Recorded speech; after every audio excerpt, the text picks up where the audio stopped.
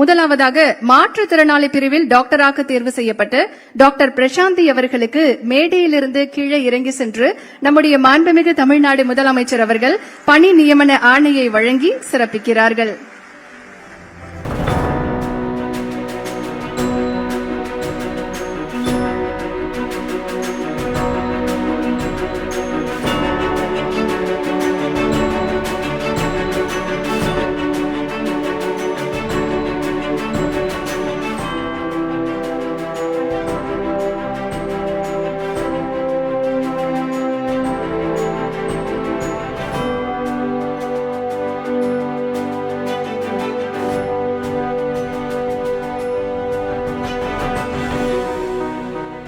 சில தருணங்கள் வரலாற்றில் பதிவு செய்யப்படுகின்றன.